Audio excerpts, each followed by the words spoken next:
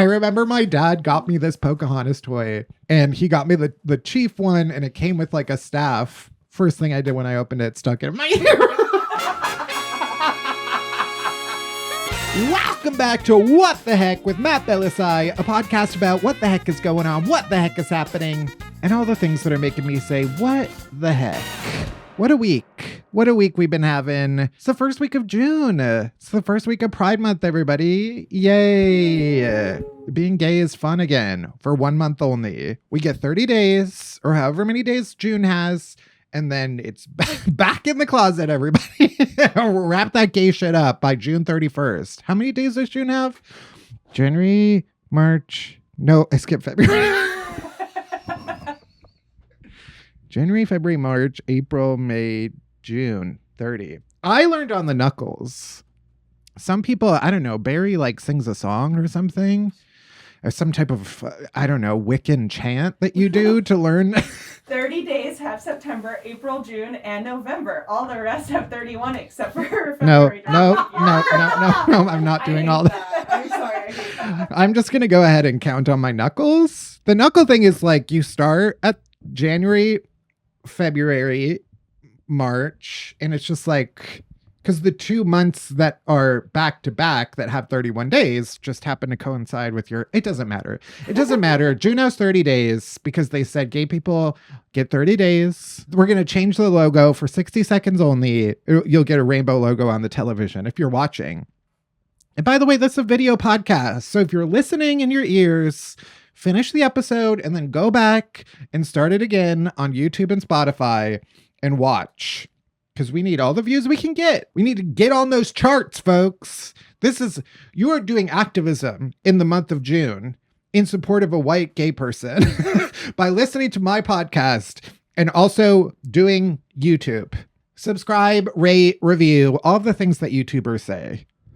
I don't really know. Some people assume that I know what I'm doing. Couldn't be further from the truth, folks. Okay. Yeah. Have I been technically making videos on the internet for the past 11 years? Sure. Have I learned anything? No. You're asking me for expertise. I did do once a company sort of, I don't even know. I might have just done this for fun, but a company had me give like a talk to their employees about going viral. I think they expected me to be like funny. And I took it deathly seriously. I was like, I'm here to teach you about how to post stuff on the internet. Step 1, get high. Step 2, get drunk. Anyway, I don't think that company exists anymore, probably. Or they're doing war crimes, for all I know. I was teaching Halliburton how to make baked in the wild doing war in Sudan. Anyway, it was Barry. It was your birthday this week, yeah. And I've heard a lot about it. I've heard enough about it. That's enough about that. No, we did do something very fun, which I highly recommend for a birthday activity, and that was going to afternoon tea. Yeah. Highly recommend lighting up a joint, getting a little toasty, and going to an afternoon tea. I felt like a hobbit. We crawled out of our hole and went and drank some tea, had a little weed. I will say that waiter judged the fuck out of us. So here's the thing about afternoon tea, okay? Afternoon tea is a time-honored tradition that comes from, I don't know, probably China, if we're being honest, but then British people kind of took it like they fucking took everything. And, yeah, just like, you get the tray, you get the little sandwiches, you get the little scones, you get the little treats on top, and then you get as much tea as you want. Barry and I went in London to, what was it, Fortnum and Mason, which is like a kind of fancy place, to the Queen's Jubilee Tea Room. We decided to do a baked in the wild there. I ate a gummy. I smoked before I went to that afternoon tea. I called it high tea, getting high at high tea. A number of British people swiftly corrected me because technically high tea is more of like an entree. It's not what you do in the afternoon. Why don't you all shut the fuck up? Okay? We left your ass 250 years ago for a fucking reason.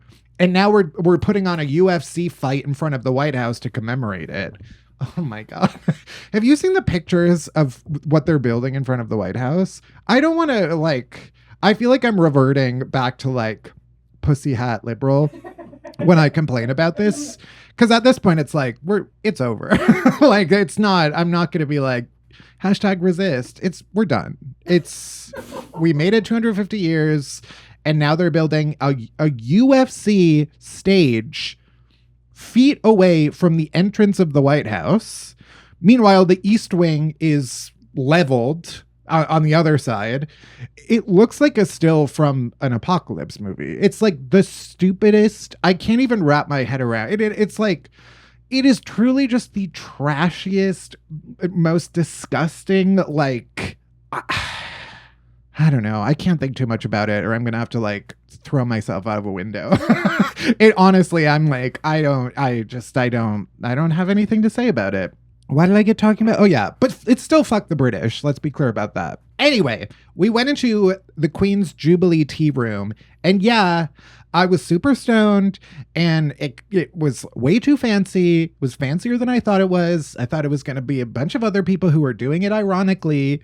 And it turns out there were some pretty fancy people there. Everybody there looked like dignitaries for some reason. I was like, I didn't realize adults did this for real. They were doing it for real. And our waiter knew that we were super stoned.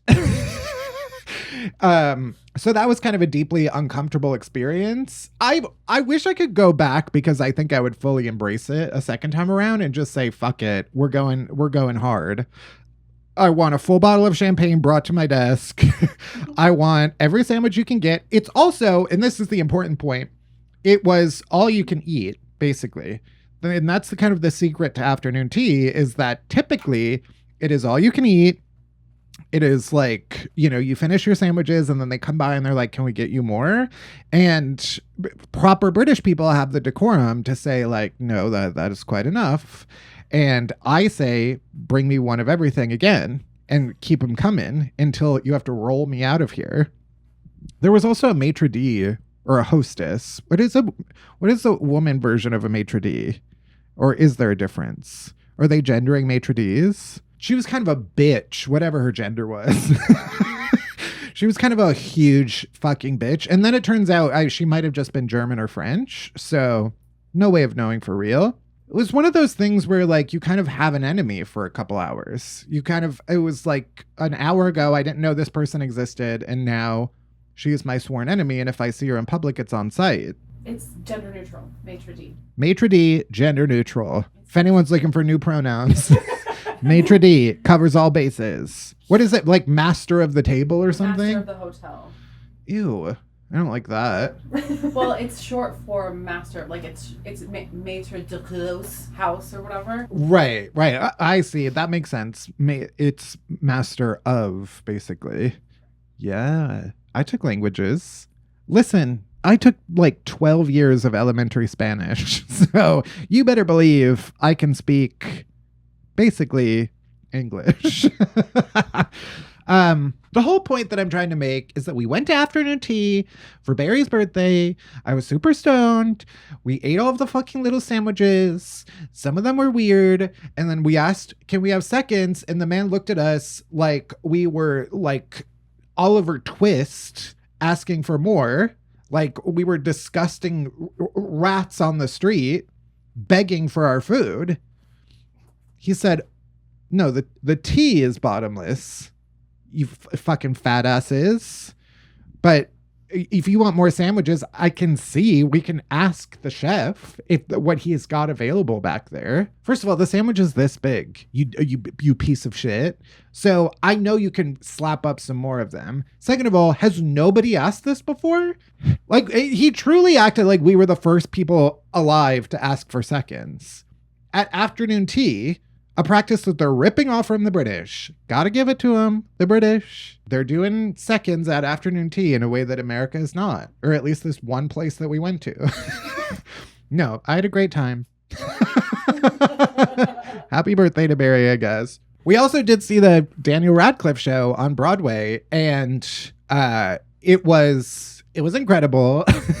So the show that Daniel Radcliffe does is like, it's a one-man show, but it's like the audience basically all participates, or a lot of people participate. He kind of casts the roles of this one-man show that he's doing, and Barry was cast as the love interest.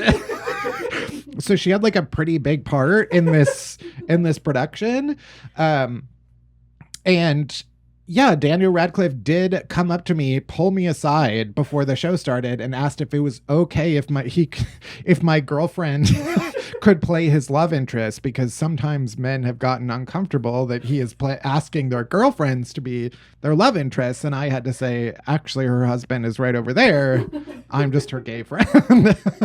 I'm just her gay loser friend who's here by himself. It's the third wheel. And Daniel Radcliffe said, okay, okay, that's enough. You can go sit back down. But yeah, it was, I will say, audience participation, it's going to be a no from me. It's going to be a no from me. I'm coming here for Daniel Radcliffe, actually. I'm not coming here for fucking Bozo from Iowa to read her line, Barry. I'm not coming here for some brunette 6. Just kidding. Oh my God, that's so mean. Some sock puppet bitch. I'm not coming here for some sock puppet bitch to profess. The funniest part, which I have made fun of you for, Yeah, no was worries. that after we left, she said, I haven't done a scene in so long. I was like, okay. That was my Broadway Okay, debut. Glenn Close.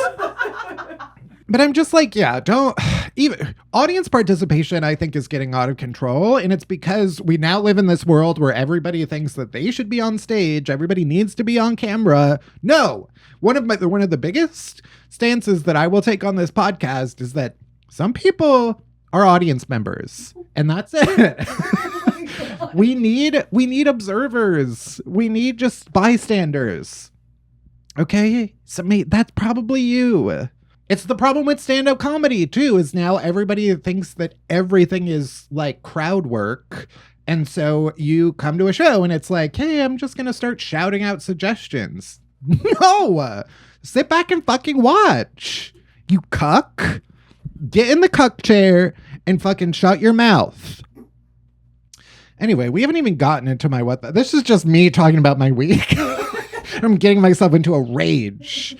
Let's move into my what the hex for the week. I'm revved up. I'm ready to complain. I'm going to punch a hole through the wall if I don't fucking complain about something. This is basically like court mandated. Anyway, let's get into it. First, people who say that they want to wake up with the sun. No, the sun is up too early. The sun is getting up earlier and earlier. Every day it's like the sun is getting up early and earlier, and it's in my face. I don't have blackout curtains in my bedroom, and that's the problem, is because I'm waking up at hours that I should not be waking up at. I'm waking up at hours that I should be still asleep. What time are you getting up at? So I feel like the sun should kind of come up when I'm ready to get up, which is 10 a.m. I feel like everybody in my life sort of knows at this point that I'm most likely not going to respond to a text before, I don't know, 11 a.m. until I both waken up, eaten breakfast, and drank a bunch of coffee. Not to be all, don't talk to me until I've had my coffee coded, but they're putting it on mugs for a reason, folks. Okay. I don't want to talk. I don't want to do anything. And I don't want to see the fucking sun. They're always saying like, yeah, it's natural to wake up with the sun. Like that's how our bodies are engineered. You're supposed to wake up and go to bed with the sun. It's like, first of all, no, the sun is up way too early. The sun is getting up 4 or 5 a.m. sometimes. I'm still in bed. Are you insane? But then I think, like, should I get blackout curtains? Should I wear a sleep mask? And then am I going to kind of fuck up my circadian rhythms because of that? The point is, the sun is waking up too early. I don't want to see the sun until I'm ready to see the sun. But also, my body is getting probably fucked up because of it. What do you mean you're going to sleep with the sun? Are people sleeping at like 9 p.m. to like 5 a.m.? What are you, a farmer? Some people are farmers. Let's just move on. What else is pissing me off? Getting a bad watermelon from the grocery store. Listen, it's watermelon season. I'm out here trying to get some good watermelons. And I don't like the full kind of performance that you have to do at the grocery store to find a good watermelon. All of these people on the internet are telling me how to find a good watermelon. You have to inspect the butthole of the watermelon. The tighter the butthole, the juicier the fruit, I believe is the saying. Which, yeah, you better believe I'm gonna believe that. That's been something I've been living by for quite a long time. The tighter the butthole, the juicier the fruit. Because, yeah, sometimes the tight butthole's got me gushing. No. God, No. But I don't like, when I was younger, we used to tap on the watermelons. We used to spank them. There's no non-sexual way to talk about finding a good watermelon, unfortunately. It is kind of just like, you're kind of violating a watermelon, inspecting its butthole, giving it a slap. But you're supposed to like, cup your hand like that and then sort of like slap the watermelon to see if it sounds hollow. Guess what? It all sounds the same. I can't tell the difference. There's no like non-intrusive way to find a good watermelon at the store. And I'm already fighting for my life at Trader Joe's. And now I have to like clap on a bunch of watermelons. Have you ever returned a grocery item to the grocery store? Because that's the other thing is like, what are you supposed to do if you just get a bad watermelon? What am I going to take it back? Like that does feel like the ultimate, and people do that. It does feel like kind of the ultimate Karen behavior to return a grocery store item. I think my parents have done that before. I was like, please, can we just let it go? It's not worth it. I'm not taking. There have been times where I've opened up like ground meat and been like, oh, this smells weird. And I could take it back. It'd been like something I just bought. And then I'm like, I guess I could take it back and be like, hey, you just sold me this rotten meat. But then I'm going to be the guy who took back his rotten meat. That can't be me. I can't be seen like that. To me, it is worth, I often consider the opportunity cost or whatever it's called, where I'm like, okay, I spent $10 on this package of ground meat.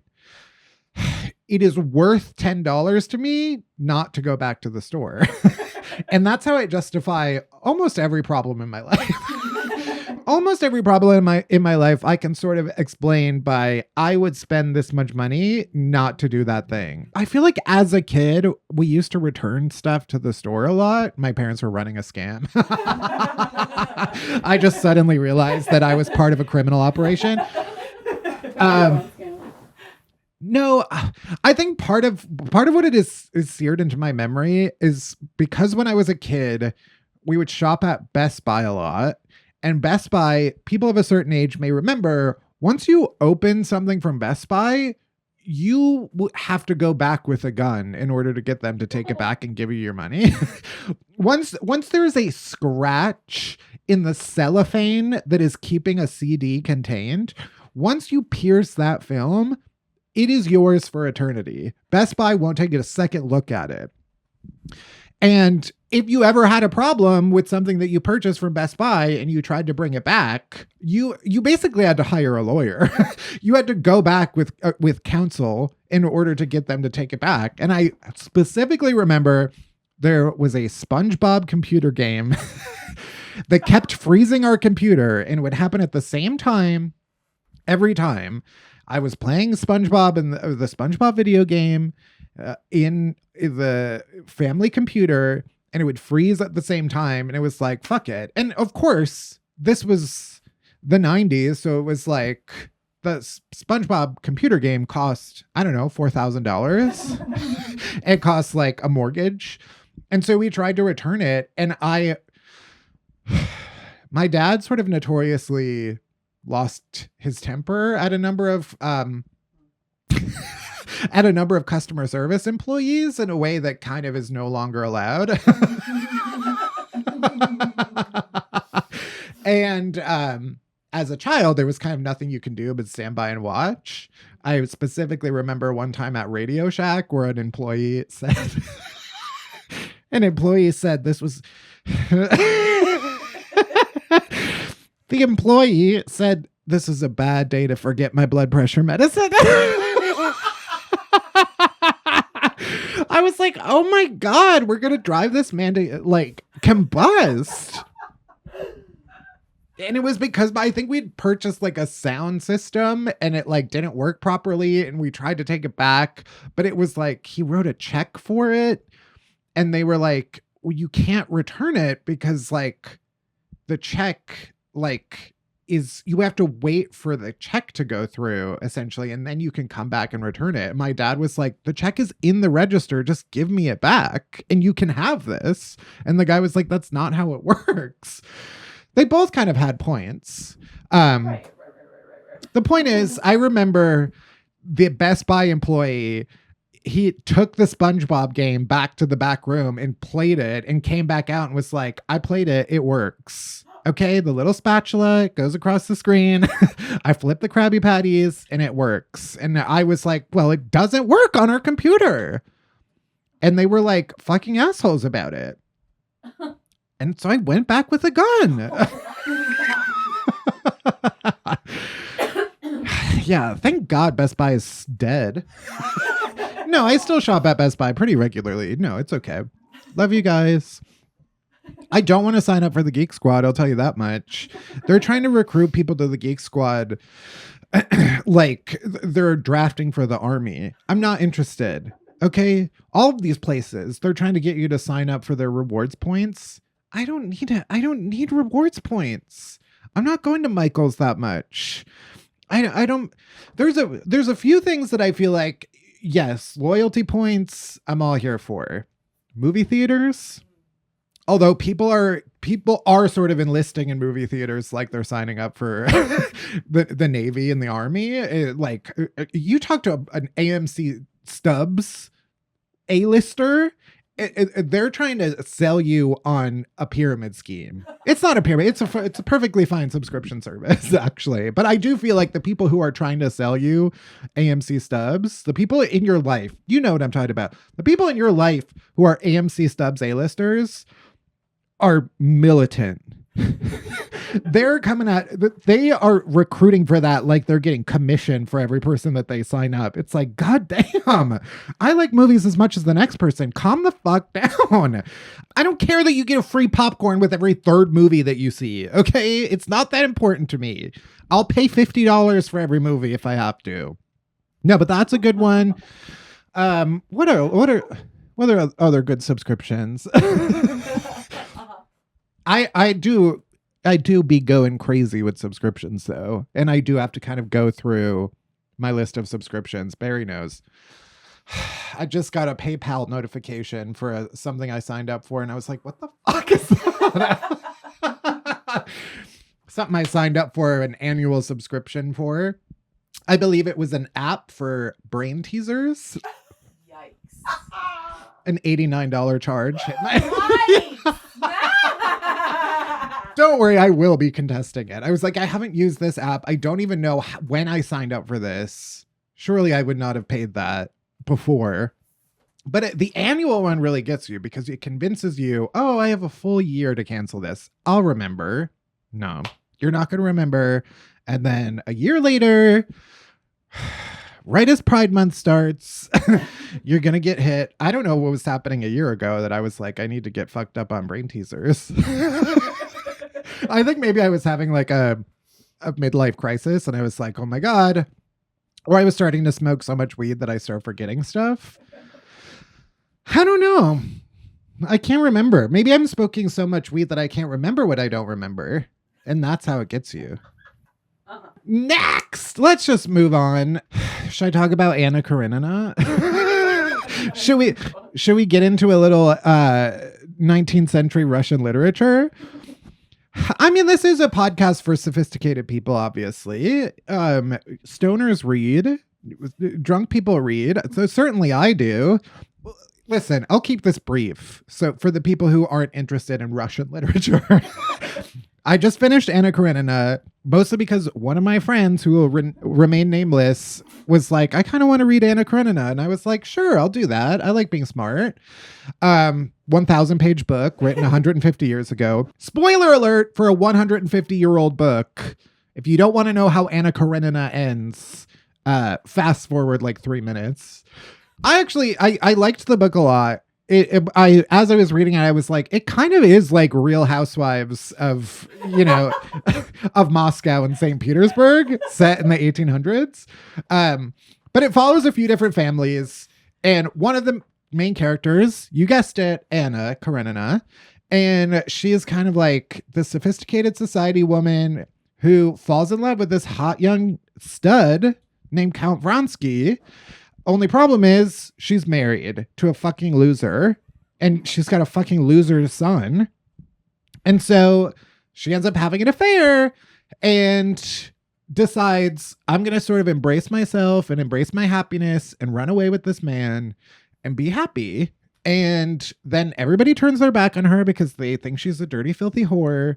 And then she becomes like, she kind of gets super sad because Count Vronsky is able to, the hot young guy that she ran away with is kind of able to do whatever, but everybody has turned on her. And she ends up throwing herself in front of a train. Okay, spoiler alert, she fucking dies to death under a train. And at first blush, I'm like, okay, this is sort of like a pretty sophisticated, like ahead of its time story about this woman who is like, all she was doing was kind of embracing her own happiness and like not settling for a life that was making her unhappy. And then she got driven to death by society. But then after she kills herself, the book continues for another fucking 100 pages. And it ends on this other guy who's also trying to find happiness. And then he discovers, oh, you know what happiness is? Doing stuff for God. Ah! So it's like, oh, actually, what Leo Tolstoy was trying to say was like, if you choose yourself and you choose your own happiness, you're a fucking whore and you deserve to die. But if you give yourself up to God, it's great. That's what I fucking read 1,000 pages for.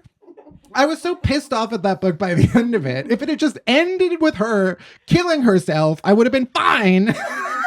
Because it actually told like the tragic story of a woman who society turned their backs on.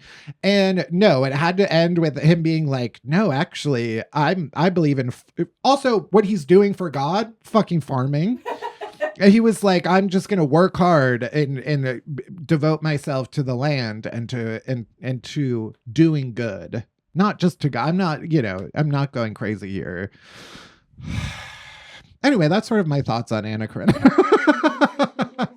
I do think it's like, it is considered one of the greatest, if not the greatest novel of all times. And I like understand why it is considered that. It is a great book, but I was just kind of pissed off about like the moral at the end. It just took like a weirdly conservative turn where I was like, oh, okay. Speaking of which, I do love that people are mad at the Chicago Pope for kind of declaring holy war on AI.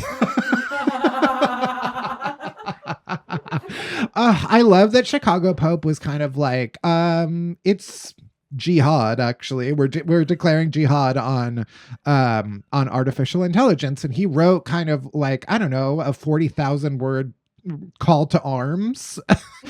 He has been kind of going off in a way that like popes haven't since they were kind of banging twinks out in the open in the Vatican. Let's be clear, popes used to go kind of crazy. I mean, what did the last pope? He was like, what did he say? There's an air of faggotry in the Vatican, and he kind of went off with that. But also, it's like, sir, the call is coming from inside the house, and it has been coming from inside. The call was invented in that house.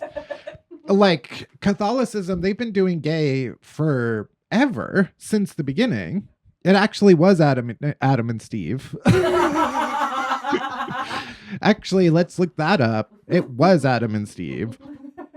No, yeah, the Chicago Pope, the Pope, has been kind of on a series of banger after banger.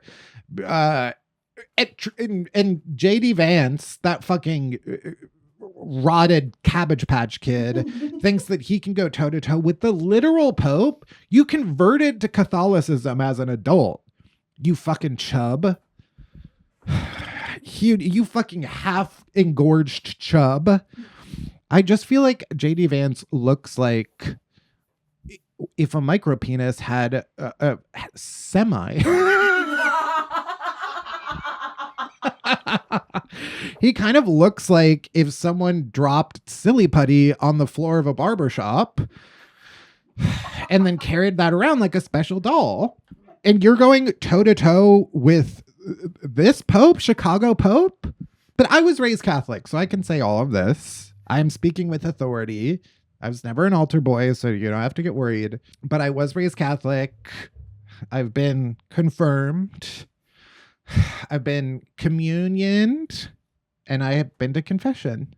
I did my first confession. Well, no, you have like your first confession that is basically like church mandated. You're supposed to go a lot, but I believe my first confession was like, I told my mom I hated her. And you can see the priest is like basically laughing because you're like a 9-year-old confessing their sins. Like, what sins have I committed as a 9-year-old? I'm Catholic basically under two circumstances. One, when I'm watching Sister Act. And two, when I'm listening to Oh Holy Night by Mariah Carey during Christmas time. That's sort of when the Catholicism enters my body.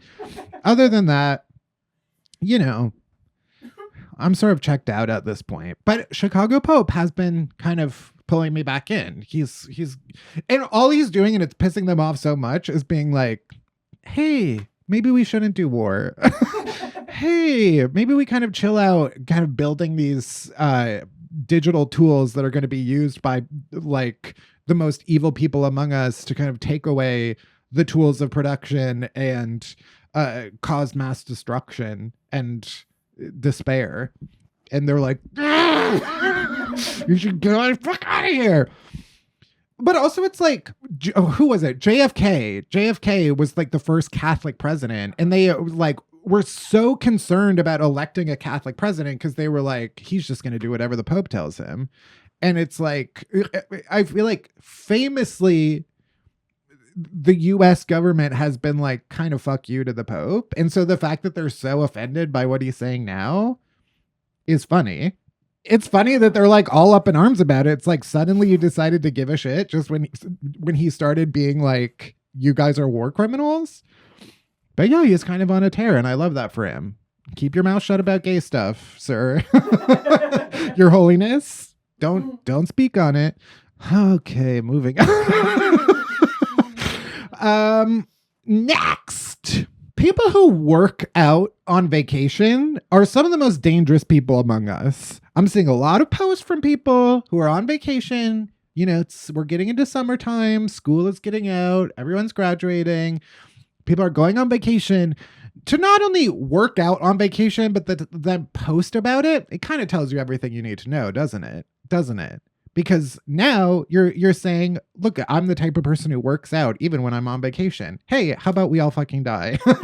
Hey, how about you keep that to your fucking self? You're on vacation. Have a vacation. Oh, I know working out feels good. No, not on vacation. Go to sleep. Go to a beach or something. Why are you on a treadmill when you're on vacation? Also, if you're not kind of getting your exercise doing the activities of vacation, then you're not doing vacation right. Either like lay on a towel on the beach and do nothing, or walk around Europe or something. But don't be doing workouts on vacation. The number of gay people.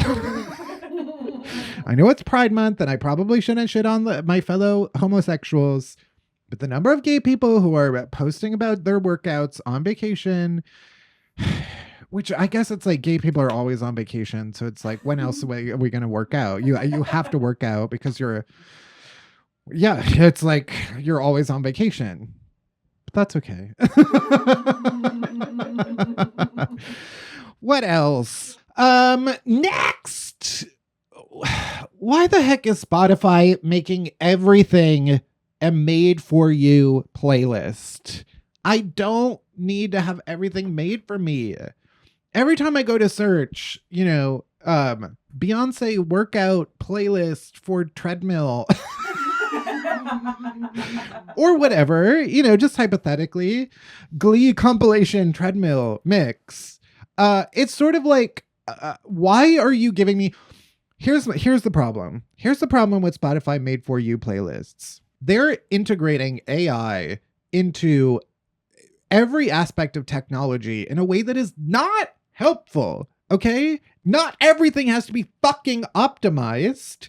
Hey, whatever happened to accidentally stumbling onto a song that you would never have thought of, but wow, this is hitting my ears in such a beautiful way. And you type in something that you want on Spotify and it's giving you a playlist of songs that you already know or that are already in your liked songs or whatever. And it's like, no, I want the element of surprise. I want to discover some fucking weirdo 15-year-old who lives on the other side of the country who put together, this is sounding weird. But it's like, I feel like the internet used to be held up by teenagers with nothing better to do, creating deranged playlists. And then you would sort of go around, you would find their YouTube playlist, you would find, their Spotify playlist or whatever. And now it's like everything is so optimized for you that there's no room to just stumble in and discover stuff. And it's like, free me from this prison. I want to opt out of all of that shit. I'm going to put rocks into my pockets and walk into the ocean. Oh. I'm going to fucking Virginia Woolf myself. Another thing that's pissing me off when people say, oh, comment scrumptious on my video and I'll send you the recipe. Oh, so I'm your fucking dirty slave. Oh, so you want me to get on my hands and knees and fucking beg? Just give me the chicken parmesan recipe, okay? And I don't like how there are so many creators who use that tool, and it's called like for or something, where it's you know what I'm talking about. So certain creators will use this tool where you can set it so that when people comment a certain word, it automatically DMs them something. So you can have, if you're a recipe or a food creator, you can have them comment yummy and I'll send you this recipe. Or if you're a fashion Instagrammer, you can say comment love and I'll send you this, where I got this dress. And it's all to get people to comment, obviously. And so then you go into the comments and the comments are just people being yummy, yummy, yummy. Just a bunch of mindless drones. And I hate it. I just give me the fucking recipe. Or trust that people will just find the recipe themselves. That's the thing. I'm not a food creator by any means. I'm a clown who happens to attempt to make baked goods on the internet sometimes. And I don't like that people will be where's the recipe? It's in I said whose recipe it was. Go look it up. But now I can't even blame people for that because Google has destroyed itself. The problem is if I think about anything for more than 5 minutes, it makes me want to scream so loud that my eardrums burst. I did burst my eardrum once. Okay, so I shoved a Pocahontas stick into my into my ear canal when I was 5 years old.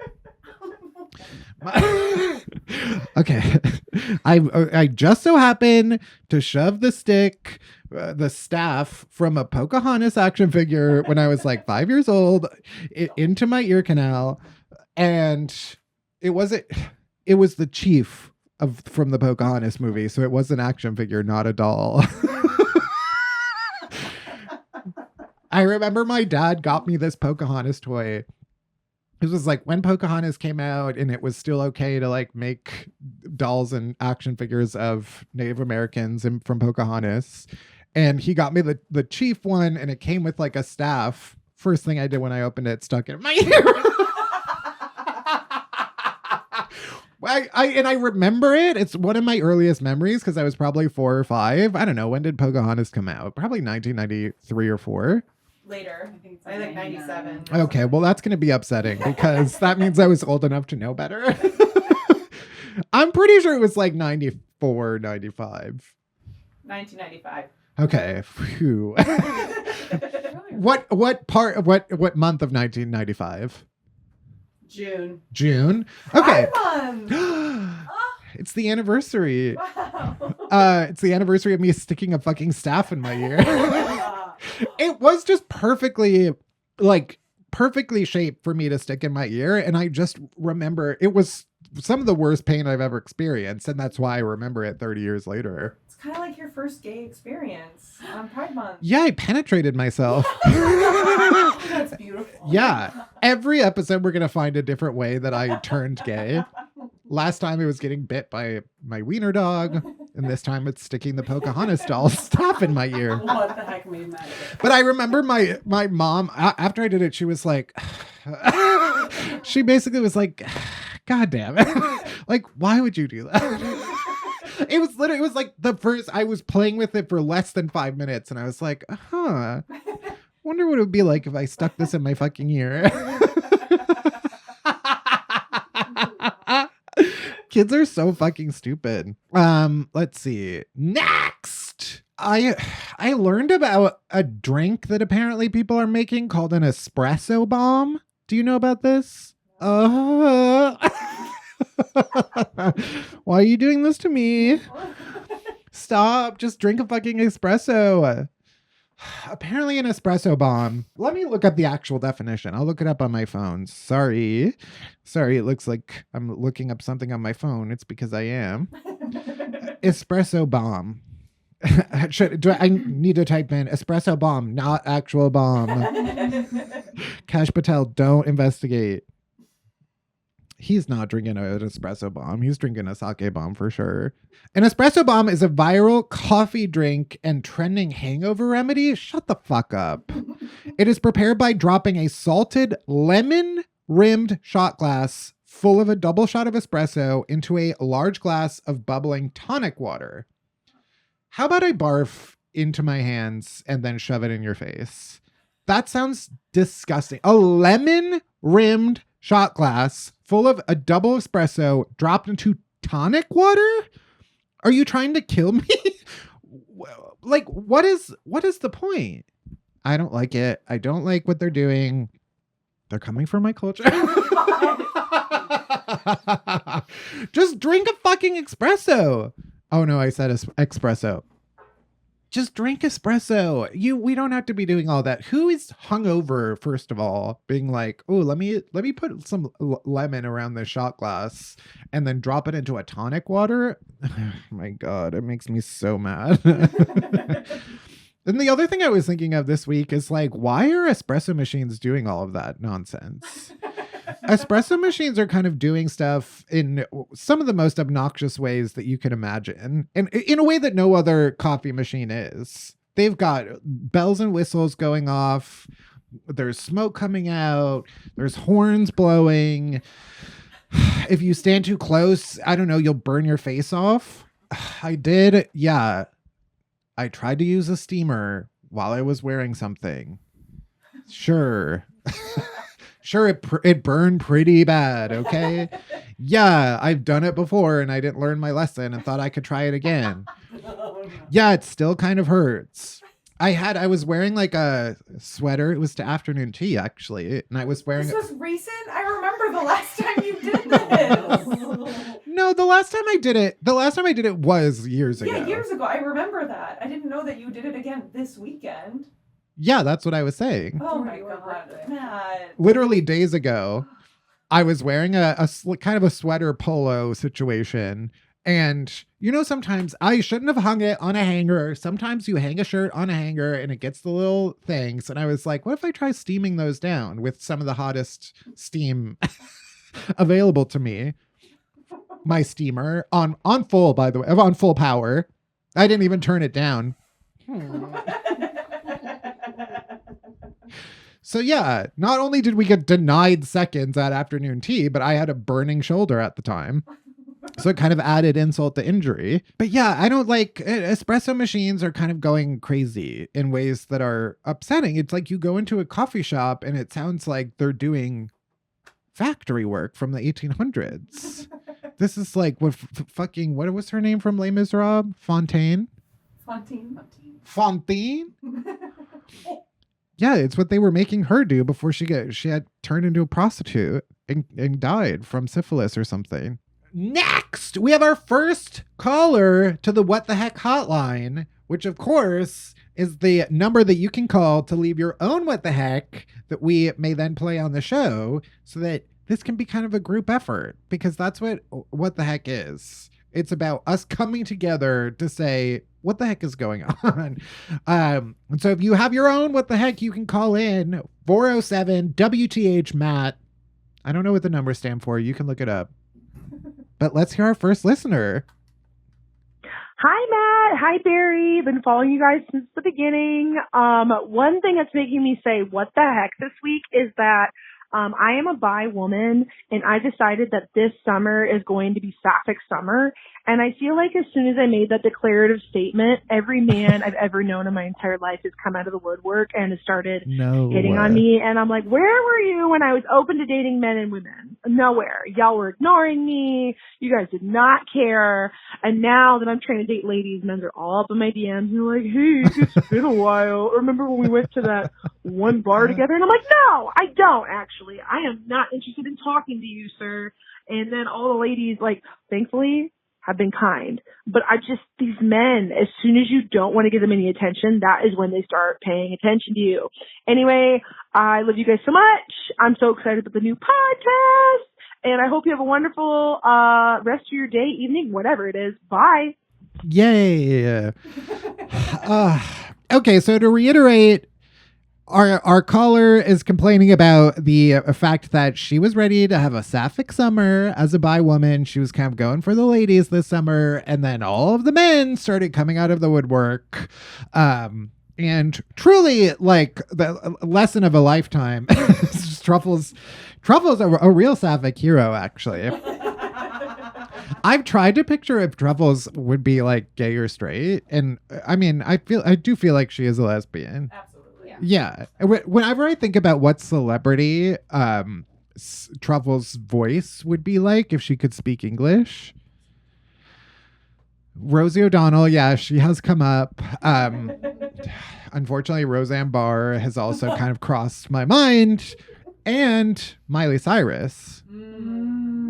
Truly the advice that our listener spoke that I sort of need to tell myself, she's kind of spoke it offhandedly, but I was like, yeah, this is how it be. She said men sort of pop up when you least expect them, basically. It's kind of so fascinating how for some people that's terrifying. Like for her, it's sort of like a horror story. And for me, it's like, that's kind of like all I want. But I think that's the point, is it's like, it really has to do with how much you care. And the second the second you're like, I don't really care that much, guess what? You're about to have 50 dicks kind of in your face in a terrifying way. So I need to start caring less, is what I'm hearing from that. Isn't it interesting how our listener just kind of left a voicemail about the problem that she's having, and I made it about myself pretty immediately? Hey, it's your podcast. Yeah, no, that is true. No, I do find it is sort of fascinating, and it is what I imagine to be kind of a bisexual horror movie is what this listener is experiencing, because I certainly, if I was attracted to women, you better believe that I'm hunkering down with a lady the first chance I get. Anybody who would willingly go for a man, it's mental illness. There's something wrong with you. I don't have a choice. It's actually like, it's an urge that compels me. It's whatever demon took hold of me as a child through that Pocahontas stick and has sort of animated my body ever since, is something that's happening against my will. If I had the will to kind of date women, sure, I would. But so that's why it is sort of fascinating that, like, yeah, you have the choice. And these men are coming out of the woodwork. I say, fuck them. No, like, tell them to fuck off. If you're wanting to have a sapphic summer, have a sapphic summer. And I would join you if I could, but unfortunately, I do find that disgusting. Unfortunately, I am sort of like repelled by the human. I'm repelled by the female body in a feminist way, mind you. I respect it.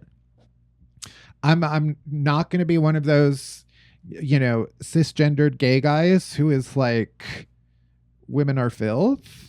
But I do it does kind of awaken the part of my brain that is associated with disgust. Have you ever heard of that study that was like, they showed straight guys like gay porn and like a bunch of images and kind of scan their brains, and they were like, straight guys react to like gay guys kissing the same way that they react to like a pile of rotted meat. And I'm kind of like, that's kind of how I feel about vaginas in a very real way. But I still believe that you deserve rights. I don't really know how we got here. So I'm just going to go ahead and wrap that up and move on. And yeah, if you want me to weigh in on your what the heck, or just to share it, get something off your chest, go ahead and call our number, 407-WTH-MATT, and leave me your what the heck. And finally, there's this guy I keep seeing on TikTok. I have to mention hot guys at least once per episode or I'll combust. But there's this business that I'm seeing on TikTok called Cowboy Cannolis. And it is a service that I think is designed, it's based in Nashville. So I'm like pretty sure it's designed for bachelorette parties and stuff like that. But it is like super hot guys that have those kind of carnival barker trays. And it's basically a moving cannoli station. So they have cannoli shells, and then they have the ricotta, the filling, and they pipe it. And obviously it's super sexual because you're just kind of watching a man fill a hole with cream in front of you. But it is so like blatantly sexual and a bastardization of my Sicilian Italian culture, that it makes me upset that this is what they're doing with cannolis. You would think, Matt, I've seen and heard everything that you've ever said. A cowboy cannoli situation sounds like something that you dreamed up and paid people to enact. Okay. It does sound like something that I would have typed in to AI and it would have spit out and been like, here you go, gay boy. And it's true, but it is so pandering to me, and the fact that I am seeing this cross my For You page, that I do find it personally offensive. Yeah, if I ever do some type of public event, am I going to hire him? Probably. But also, I think it's the fact that the cowboy, you can tell his heart's not really in the cannoli situation. And it's like, I'm going to need to see you fill that hole with a little bit more pride in your work, sir. I'm going to need you to at least look Italian. I think that's the thing, is it's like, why is he a cowboy?